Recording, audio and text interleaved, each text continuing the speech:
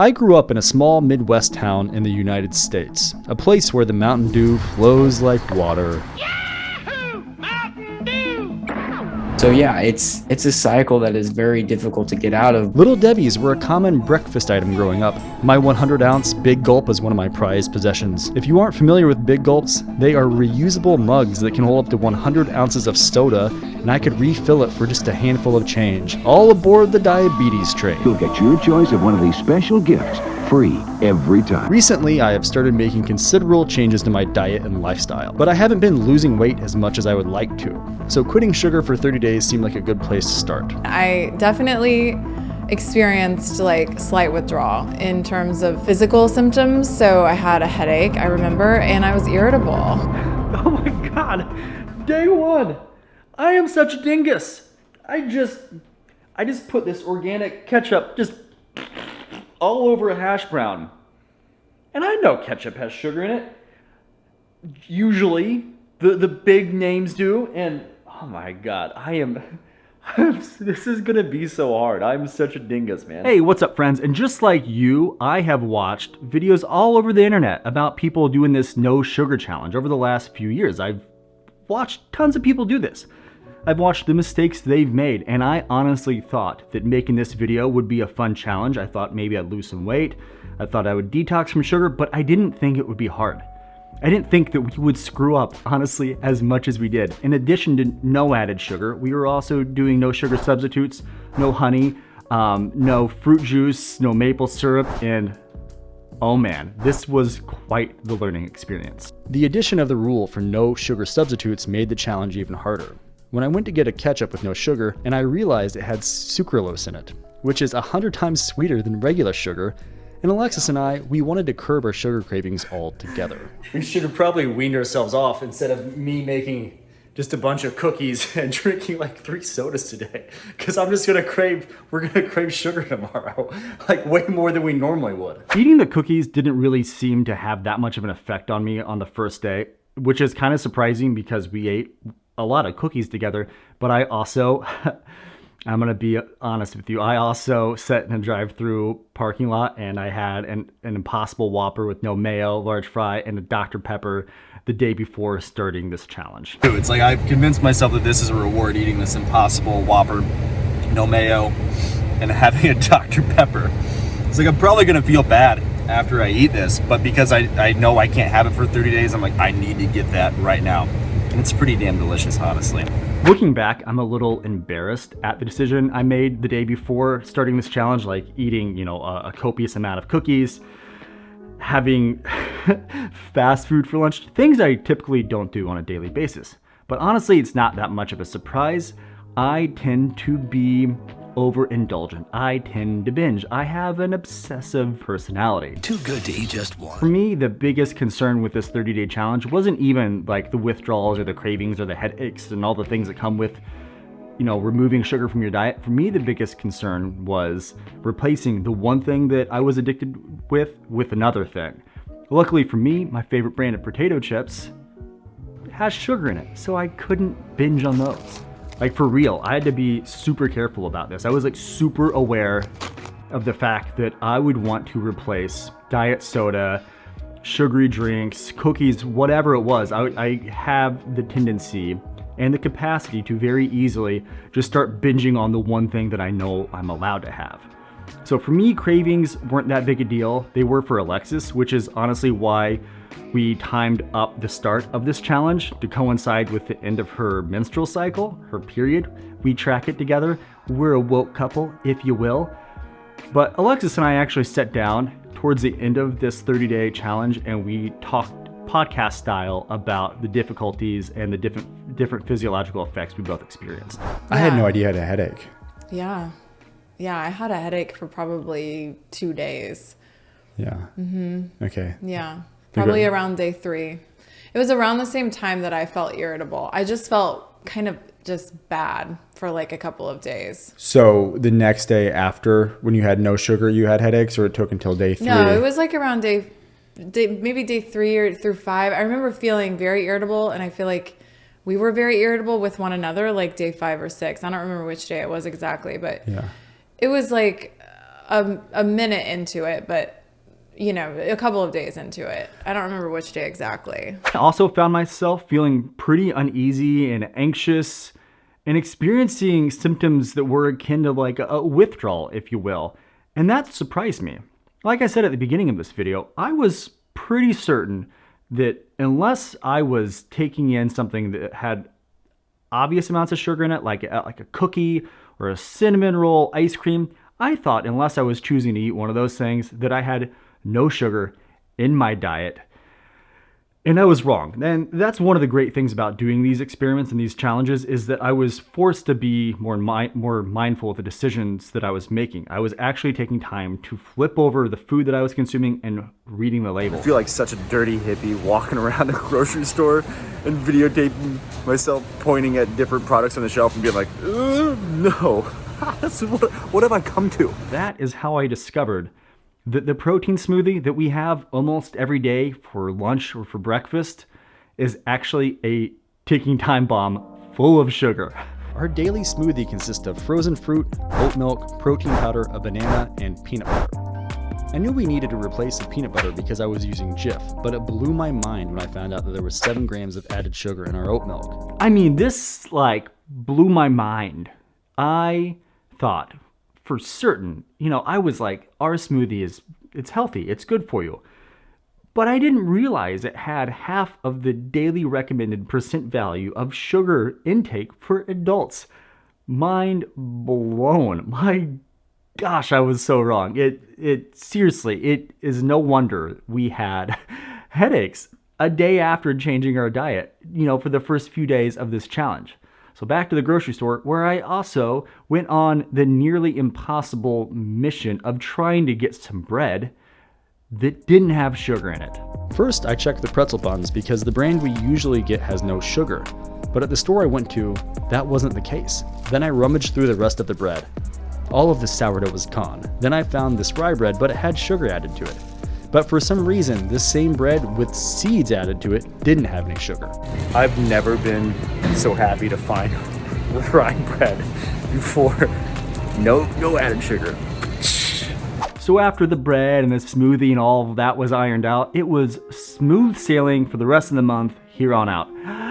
Absolutely not. That was just the tip of the iceberg of the massive amount of mistakes we made accidentally consuming things with sugar in it. Alexis and I have a fairly consistent menu for the week, if you will.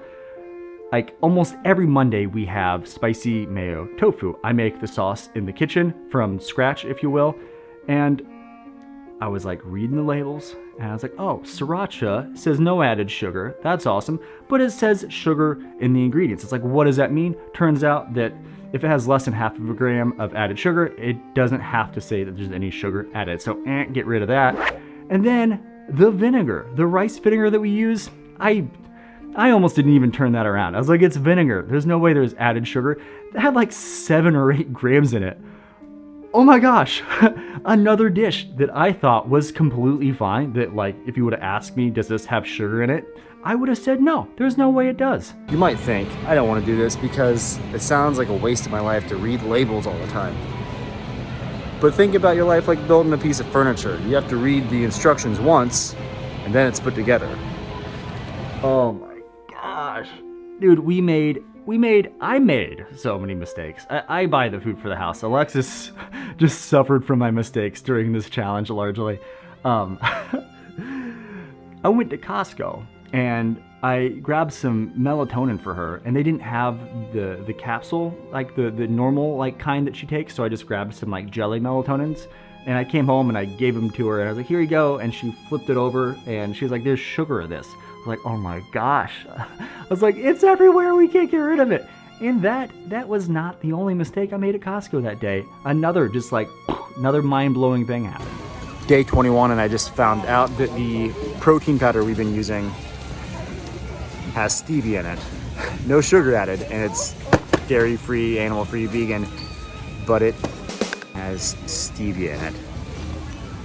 So what's the problem with stevia? Honestly, I don't know for sure, but I do know that one of the rules for this challenge was no sugar substitutes. And just the night before Costco, Alexis and I were at Fresh Time. It's an organic food store if you're not familiar with it. And she was having some cravings. She's getting ready to like go back into her menstrual cycle, and she's like, I am going to murder you, John, if I do not have something sweet that has no sugar in it. But I've been craving chocolate, and I know my period's coming in like, I don't know, let's say 12 days. So I'm probably gonna start PMSing soon. So I wanna like make a no sugar treat with chocolate, and I originally wanted to grab this guy. Looks good, right? But there's stevia in it, so that's sneaky, even though there's no sugar.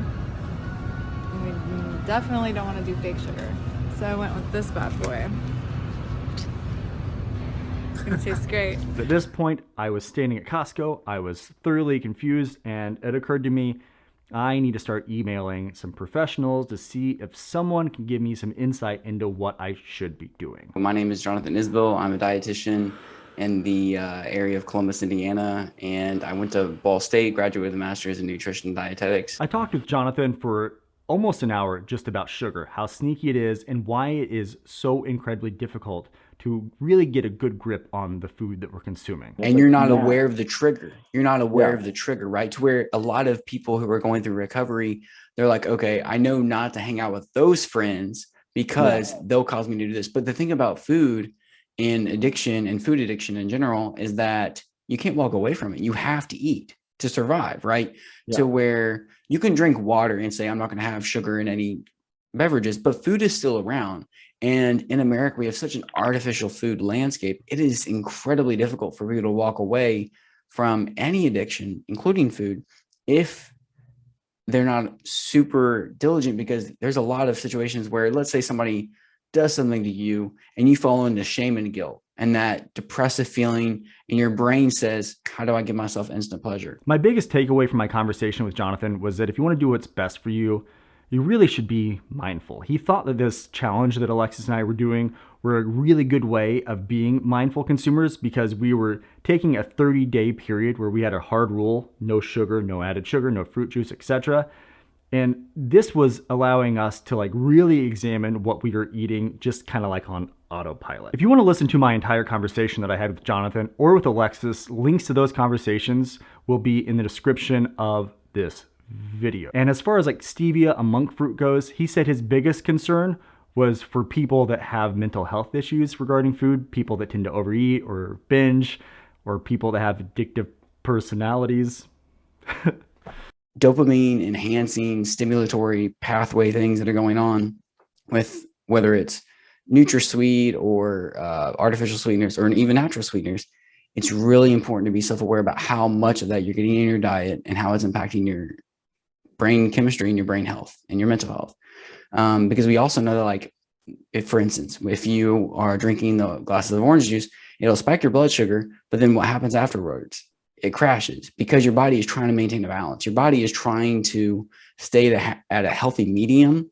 And in that balance, it's going to revert back. So if you spike a high, it's going to be a crashing low. And even with addiction, you see a very similar pattern of tendency to where if you spike a high with an addictive experience, whether it's food or other substances, then your body wants more and more and more. And that's just kind of the pathway to where you then end up wanting more to get back to baseline, because your body's crashing lower and lower. After I found out the protein powder that I was using from Costco had stevia in it, before I talked to Jonathan, I went to the Kroger, the grocery store literally right behind my house, and I tried to buy some lean, fat-burning vegan protein powder. And before I did, I flipped around the label and it had like 7 or 8 grams of added sugar in it.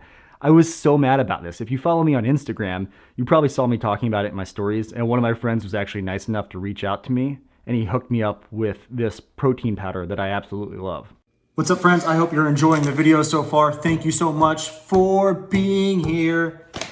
Joro, this is the protein powder that my buddy hooked me up with. They are not paying me to say any of this. They just said, hey, if you like it, please talk about it. If you don't like it, don't talk about it.